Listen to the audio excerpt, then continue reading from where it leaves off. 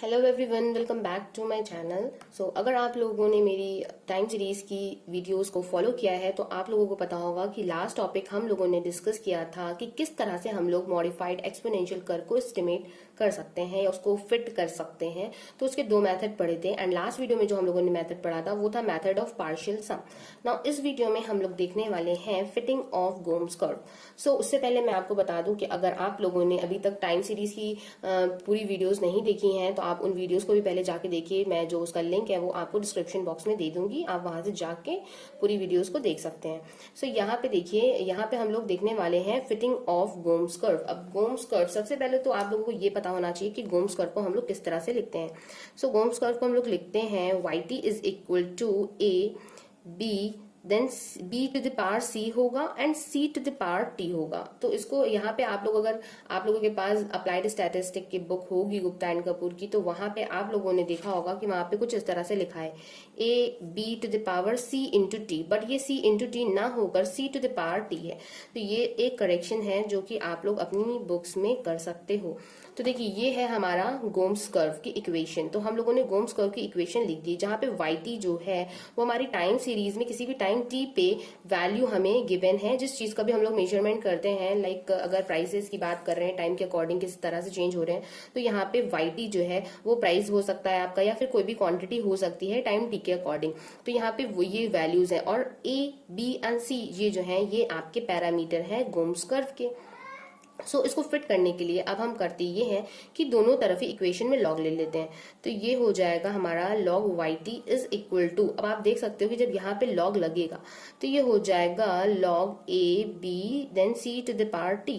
तो यहाँ पे देखिए हम लोग इसको किस तरह से अलग कर सकते हैं। आप a इंटू बी, आप ये इसको सेकेंड टर्म मान लो, तो ये हो जाएगा आपका log a plus log b to the power c to the power t। तो ये हो जाएगा कुछ इस तरह से।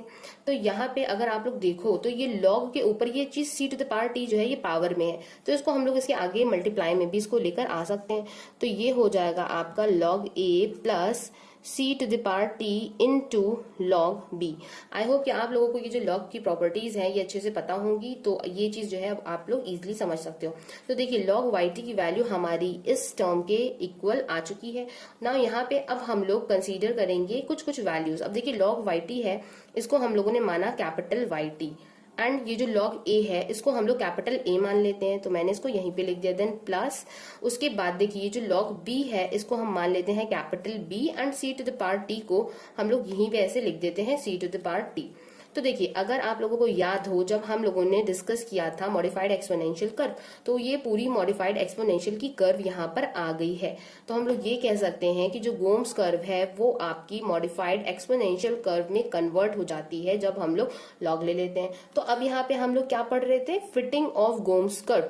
तो अब हम लोग देखिए, जब फिटिंग ऑफ हम लोग गोम्स कर्व यहाँ पे पढ़ रहे थे, तो उसको अब जब हम लोगों को पता चल गया है कि जो हमारा गोम्स कर्व है वो कन्वर्ट हो चुका है हमारा मॉडिफाइड एक्सपोनेंशियल कर्व में, तो हम लोगों ने मॉडिफाइड एक्सपोनेंशियल कर्व को फिट करने के लिए दो मेथड पढ़ रखे हैं, जो कि था हमारा method of partial sum and method of three selected points. तो उन ही दोनों जो वीडियोस के लिंक है वो मैं आपको डिस्क्रिप्शन बॉक्स में दे दूंगी, वहां से आप लोग जाके वो पढ़ लेगा। बिकॉज देखिए, अब जब ये आपकी मॉडिफाइड एक्सपोनेंशियल कर्व आ गई है तो इसको फिर उन्हीं दोनों मेथड से ही हम लोग फिट कर पाएंगे ना। अगर अब मैं फिर से यहाँ पे वो आपको मेथड्स बताने लगूं तो वो हो जाएगी दिक्कत, ठीक है। तो वो मेथड्स की जो फाइंडिंग्स हैं वो आप वहां पे जाके उस वीडियो से देख लीजिएगा। तो देखिए, उस मेथड का यूज करके आप दोनों में से कोई भी मेथड यूज कर सकते हो।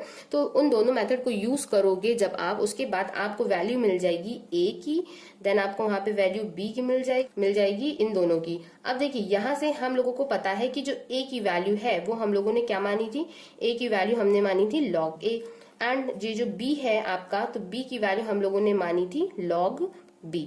अब देखिए, हमें इस इक्वेशन, ये तो हमारा रियल फॉर्म है नहीं, रियल फॉर्म है हमारा ये, तो इसका मतलब यहाँ से हमें a की एंड b की वैल्यूज जो है वो चाहिए होंगी। तो a और b की वैल्यूज यहाँ पे हम लोग इजिली फाइंड कर सकते हैं। तो स्मॉल a की वैल्यू फाइंड करेंगे तो ये हो जाएगा आपका anti log capital A, and b की जब वैल्यू फाइंड करेंगे स्मॉल b की, तो वो हो जाएगी हमारी एंटी लॉग कैपिटल बी। तो एंटी लॉग ये वैल्यू यूज कर सकते हैं और इसको वैल्यू को आप लोग इजिली कैलकुलेटर से फाइंड आउट कर सकते हैं, बिकॉज ये थर्ड पेपर है आईएसएस का और उसमें कैलकुलेटर अलाउ होता है। तो यहाँ पे इजिली ये वैल्यूज आप लोग निकाल सकते हैं और यहाँ पे जब आप लोग इन वैल्यूज को सब्स्टिट्यूट कर दोगे तो गोम्स कर्व आपकी इजिली फिट हो जाएगी। नाउ अब देखिए सेकंड, देखिए हमारा नेक्स्ट जो है हमारी कर्व जो हम लोग पढ़ेंगे वो है हमारी लॉजिस्टिक कर्व। तो लॉजिस्टिक कर्व के बारे में देखिए आप लोग इसकी सिंपल डेफिनेशन देख लो और डेफिनेशन के बाद उसकी प्रॉपर्टीज देख लो। तो ये दो चीजें आपसे एग्जाम में पूछी जा सकती हैं, बट इसका डेरिवेशन जो है वो इसमें नहीं पूछा जाता है।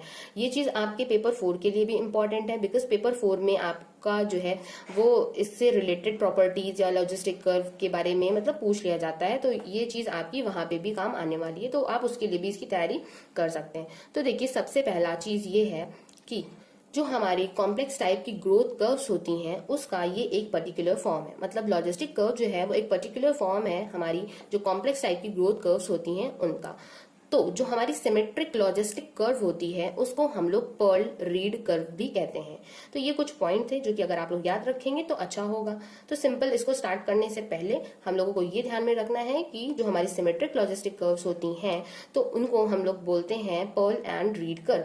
अब देखिए ये जो लॉजिस्टिक कर्व है हमारी, इसकी जो इक्वेशन है वो कुछ इस तरह से होती है, yt is equals to k upon 1 plus e to the power a plus b into t, जहां पे जो b की वैल्यू है आपकी वो लेस देन 0 होगी एंड a b और ये जो k है ये आपके कांस्टेंट होंगे।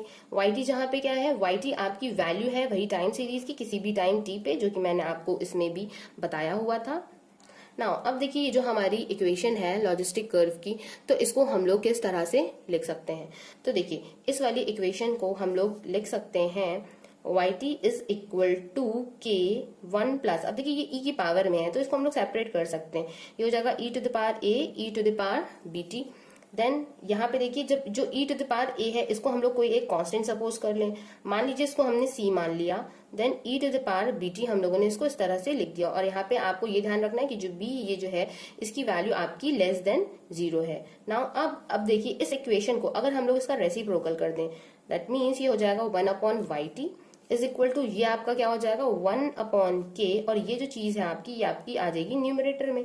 तो ये हो जाएगा आपका 1 plus c into e to the power bt। Now देखिए इस k को हम लोग इस पे कर देते हैं डिस्ट्रीब्यूट, तो ये हो जाएगा 1 अपॉन k प्लस इसको हम लोग ले सकते हैं 1 अपॉन k इंटू ये हो जाएगा आपका c then e to the power bt।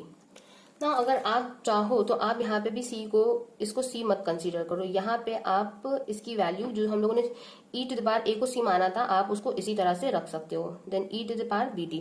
अब देखिए यहाँ से जिस तरह से हम लोगों ने यहाँ पे कंसीडर किया था log y की value yt and log a की वैल्यू a, तो इसी तरह से यहाँ पे भी हम लोग कंसीडर कर सकते हैं।